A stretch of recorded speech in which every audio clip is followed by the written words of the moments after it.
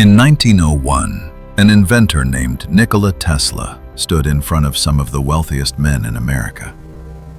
He promised them something revolutionary: free energy, wireless power, electricity flowing through the earth itself, available to anyone, anywhere, anytime.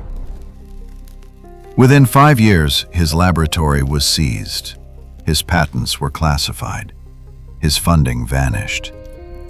And for over a century, the world forgot he ever tried. But Tesla wasn't alone.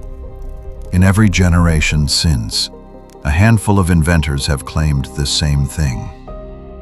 They've built devices that seemed to defy thermodynamics. They've demonstrated energy from nothing. And almost every single one of them, their work vanished too. Patents seized, funding cut, inventors silenced. Some died under mysterious circumstances. Others faded into obscurity. Their laboratories burned. Their research disappeared. And we're left asking a question that refuses to die. What if they were right? What if, somewhere in the space between genius and suppression, we lost the one technology that could have changed everything? Today we're going to examine 10 of these breakthroughs, not to claim they're all real, but to understand why they keep resurfacing, why governments and corporations seem so invested in burying them, and what the suppression itself tells us about the future of energy. Why this is the story of the inventions that weren't supposed to exist. Let's start where it all begins. WARDENCLYFFE, Long Island, 1901. Nikola Tesla was not a fringe scientist. By 1901, he'd already invented the AC motor. He'd pioneered wireless communication. He was a celebrity, the kind of genius that New York society invited to dinner parties. Newspaper editors quoted him as though he spoke the language of gods. And in 1901, he had a vision. He wanted to build a tower, not for transmitting radio signals, though it could do that. He wanted to transmit power, wireless, through the earth itself. A global network where electricity could flow from power stations to any device, anywhere on the planet. Free from wires, free from loss. Theoretically, free. He called it the wireless transmission of power. The math was sound, the physics was sound, and he convinced J.P. Morgan, one of the richest men in America, to fund it. Morgan gave him $150,000, enormous money in 1901. But there was a problem. Once power could be transmitted freely, Morgan realized, you couldn't meter it. You couldn't bill people by the kilowatt. You couldn't build an empire on electricity if everyone could generate it for free. So in 1905, funding was withdrawn. The tower stood incomplete. Tesla's laboratory was seized. The land was sold to pay his debts. What happened next is important. The tower was demolished in 1917 for scrap metal during World War I. But before it was demolished, it was studied, documented. Some claim the US government understood its principles and classified the research. Did Tesla's tower actually work? We don't know. The historical record gives us Tesla's confidence, his mathematical framework, and then silence. What we do know, the principle he demonstrated, wireless power transmission, is now being researched by MIT, by Qualcomm, and by tech companies worldwide. It works, but it's taken us over 120 years to openly pursue it again. Why? Was it always just not viable? Or was it always just not profitable? That question follows us into case 2. To the stereo record was Tesla's provided. Jump forward 50 years. The 1950s. A British electrical engineer named John Searle claims something extraordinary. The claims built a generator. It uses rotating magnetic rollers on a conductive plate. And according to his tests, it produces more energy than it consumes. Impossible? By the laws of thermodynamics, yes, absolutely impossible. But Searle had something else. He claimed his device didn't just produce excess energy, it also exhibited anti-gravity properties.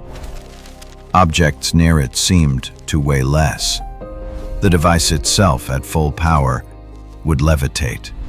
The Searl Effect Generator, or SEG, was born. Now, here's where the narrative gets complicated. Searle published his findings. He was open about his work. He even built prototypes. That he encountered opposition from every institutional direction. Patent offices rejected his claims. Scientific journals wouldn't publish his papers. And crucially, his laboratory was broken into multiple times. Research was stolen. Equipment was damaged. Eventually, Searle was imprisoned, not for fraud, but for supposed infractions related to his power utility bills. Today, Searle's work exists in a strange limbo. Mainstream physics dismisses it entirely, but independent researchers and universities have attempted to replicate his designs. We can even make it work. And some report unusual results. Others report nothing. The data is muddled. The truth is inaccessible. What's remarkable is the pattern. The moment an inventor claims over-unity energy, energy output exceeding input, institutional resistance appears. Is this resistance based on sound physics, or is it defensive? We can't say for certain, but Case 3 turns up the heat even more. 1990s. A man named Stanley Meyer claims he's done something almost miraculous. He's taken water, ordinary H2O, and figured out how to split it into hydrogen and oxygen using a fraction of the energy that conventional electrolysis would require. Then, he burns that hydrogen for fuel. The car runs on water. Sounds like the ultimate suppressed technology, right? Here's what made Meyer credible. He had a U.S. patent. Patent 4,936,961. Filed in 1989, issued in 1991. The patent office reviewed it. The government reviewed it. It was real. More than that, he demonstrated it. He built a dune buggy that ran on water and hydrogen. Journalists saw it. He appeared on talk shows. There are video records of this happening. But here's the critical part of the story. In 1998, Stanley Meyer died. He was found outside a restaurant, dead of a seizure. His family claims he was poisoned. The autopsy was inconclusive. No criminal investigation was launched. Days after his death, his research disappeared. His laboratory was cleared out.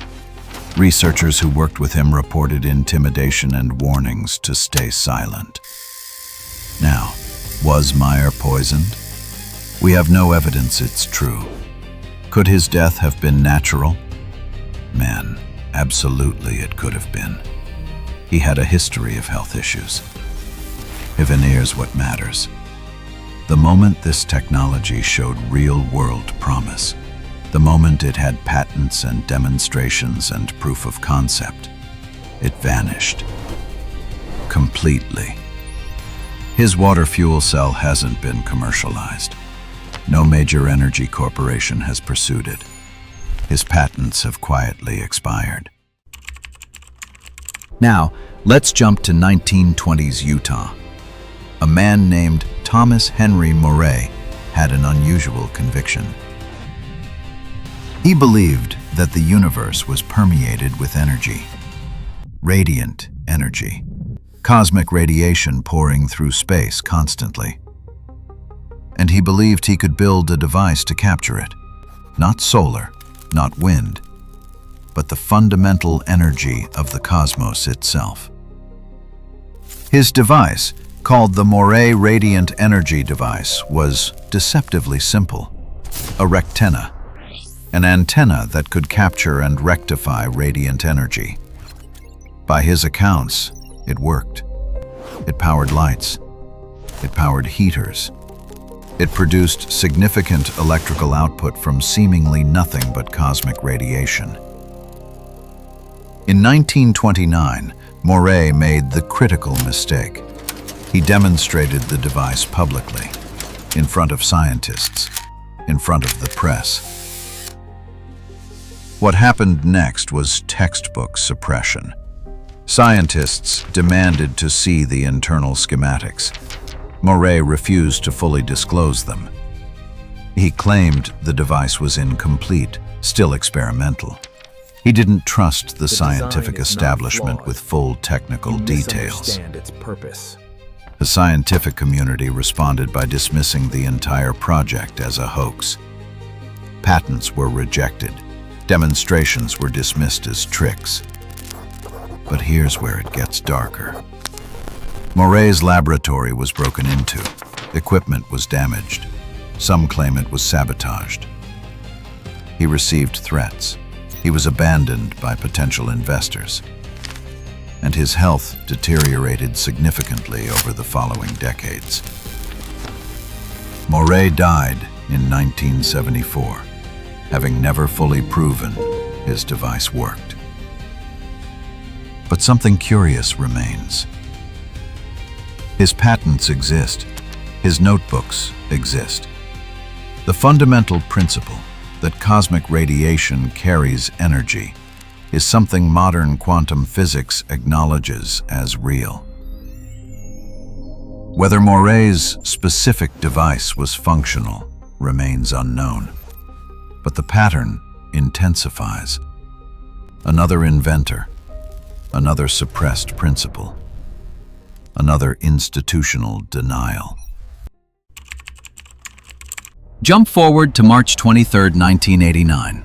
Two electrochemists made an announcement that shook the world. Stanley PONS and Martin FLEISCHMANN claimed they'd achieved nuclear fusion in a tabletop experiment. In a jar, with everyday materials. Fusion is the process that powers the sun. It requires temperatures of millions of degrees. It requires impossible conditions. Yet PONS and FLEISCHMANN claimed to have achieved it at room temperature, in their laboratory, on a budget that wouldn't fund a decent particle accelerator. The scientific community erupted. Some were intrigued. Many were furious. This contradicted everything fusion physics had established. Attempts to replicate their findings began immediately, and here's where the story splinters. Some labs replicated the effect. Others found nothing. The results were contradictory. Some researchers reported heat signatures that defied conventional chemistry. Others got null results and declared the entire project fraudulent. Within months, cold fusion transitioned from scientific hope to scientific laughingstock. Career-ending ridicule was deployed against PONS and FLEISCHMANN. Funding was cut. Publications were rejected. The scientific consensus crystallized. Cold fusion was pseudoscience. The two researchers were naive or delusional. But here's the interesting part. Cold fusion research never actually stopped. It just moved underground. Independent labs continued working on it. The universities in Italy, Japan, and China produced papers suggesting the effect was real, but these findings were largely ignored in the West. Did PONS and FLEISCHMANN actually achieve fusion? The scientific consensus says no. The experimental data remains ambiguous. Yet the suppression itself is undeniable. Careers were destroyed. Research was defunded. Possibility was weaponized as ridicule. The question lingers. Was the dismissal based on good science? Or was it institutional self-defense against a paradigm challenge? In the 1970s and 1980s, an inventor named Paul Gray developed what he called the electrojet Gray tube. The concept was deceptively simple. A tube with electrodes. Apply high voltage. According to Gray, it produces extraordinary electromagnetic effects. The tube could accelerate projectiles with electromagnetic force. It could generate plasma.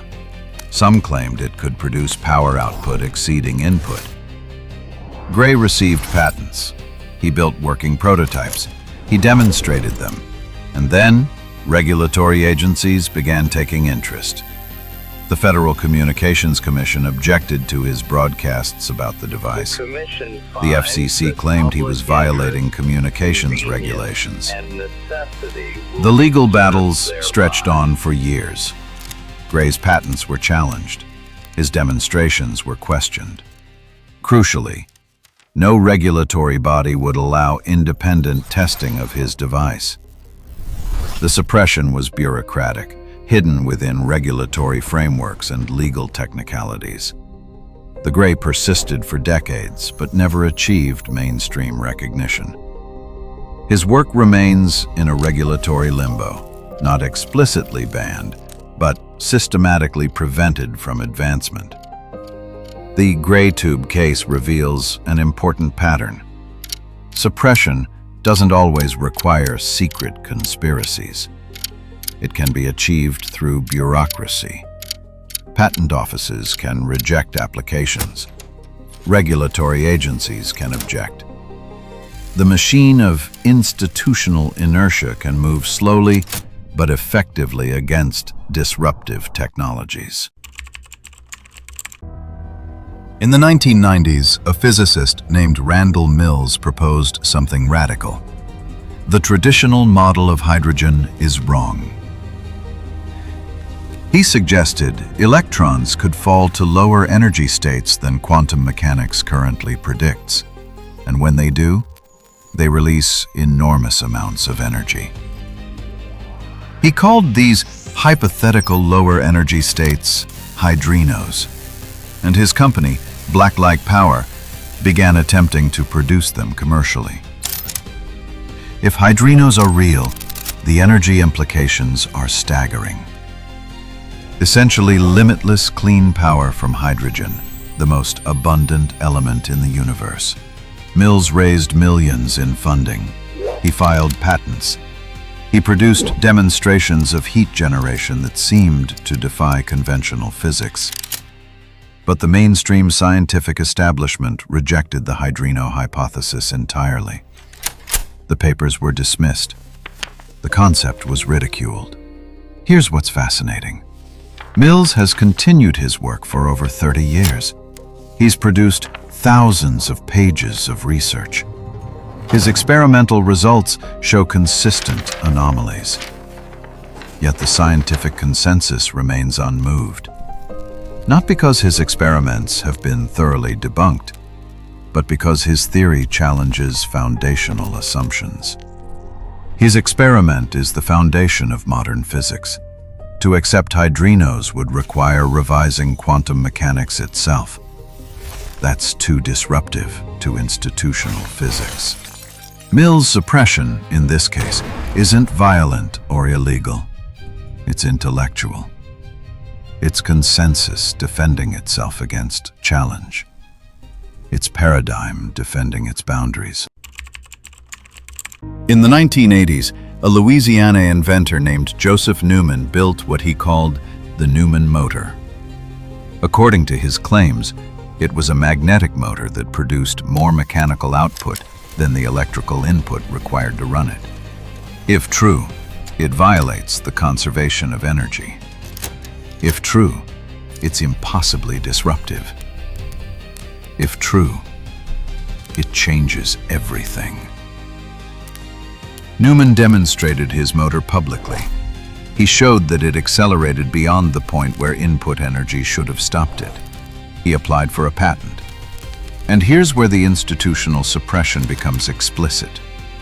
The U.S. Patent Office rejected his application. The reason? Patents cannot be issued for devices that violate the laws of thermodynamics. But here's the circular logic.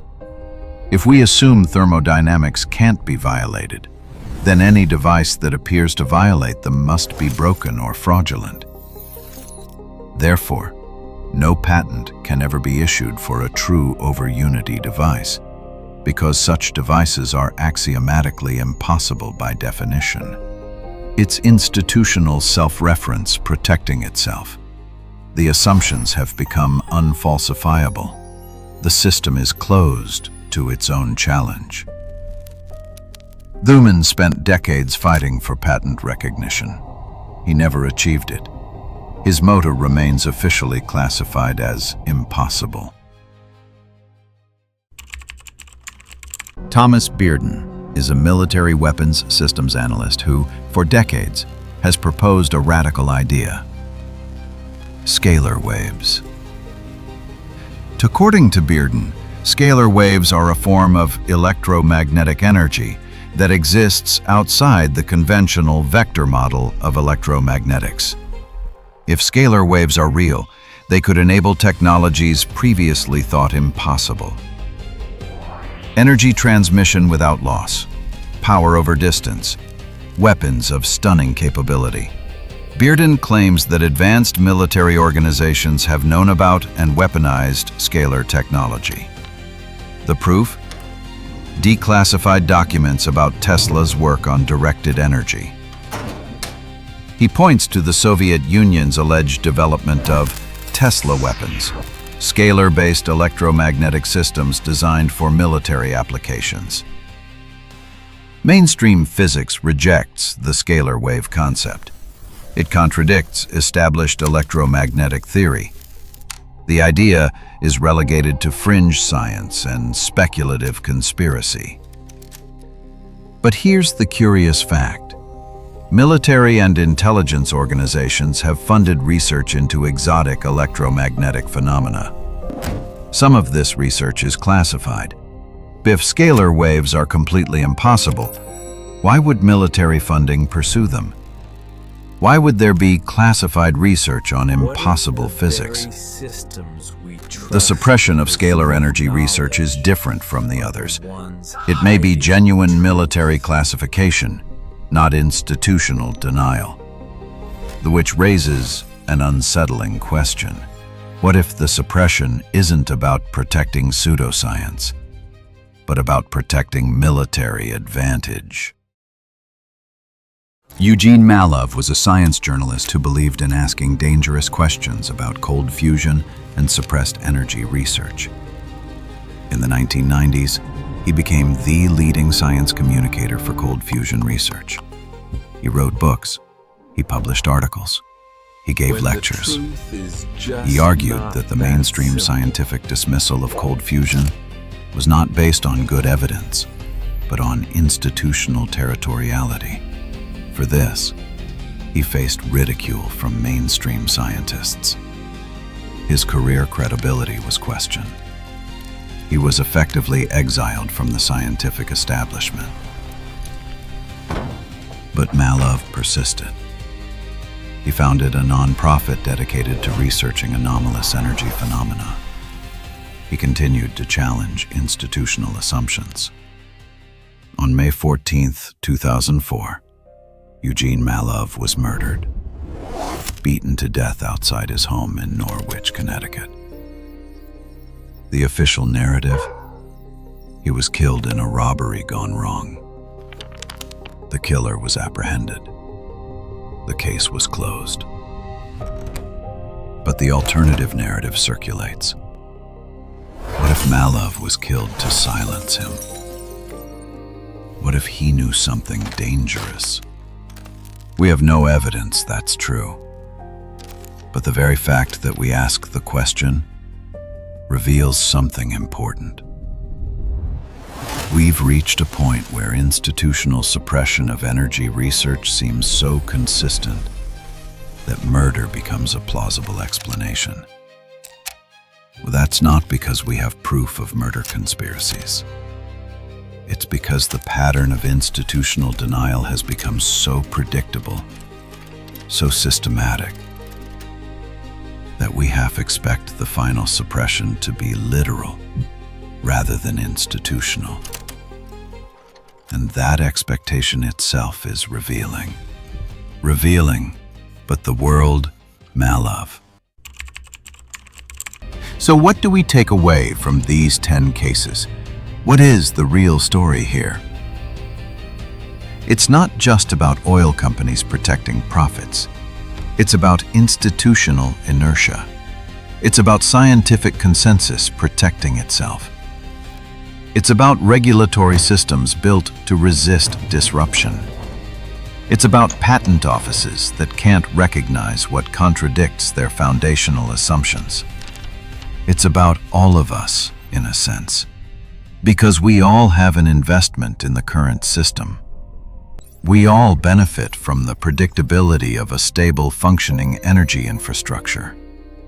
The deepest suppression isn't malicious. It's systemic. It's us protecting ourselves from the chaos that true disruption would bring. But chaos and progress are often twins.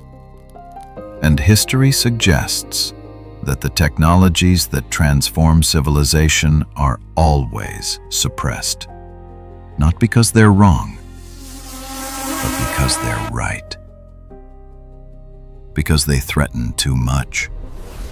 Because they promise liberation and disruption in equal measure. Whether free energy is real or not, the fact that we're drawn to these stories tells us something important. We're hungry for a different relationship with energy. We're hungry for abundance instead of scarcity. We're hungry for technologies that work with nature instead of extracting from it. And maybe that hunger is the real energy source. 3, maybe the greatest suppression isn't of devices or technologies. It's of possibility itself. We keep telling ourselves that unlimited energy is impossible. We keep telling ourselves that scarcity is natural. We keep telling ourselves that disruption is dangerous. And by telling ourselves these stories, we make them true. But what if we told a different story? What if we asked, not, is this device real, but what would change if we assumed it was real? What institutional barriers would need to fall? What would we need to let go of? The answer might be more threatening than any free energy device. Because the real disruption isn't technological. It's psychological. It's philosophical. It's choosing to believe in abundance instead of scarcity. Thank you for exploring these stories with us.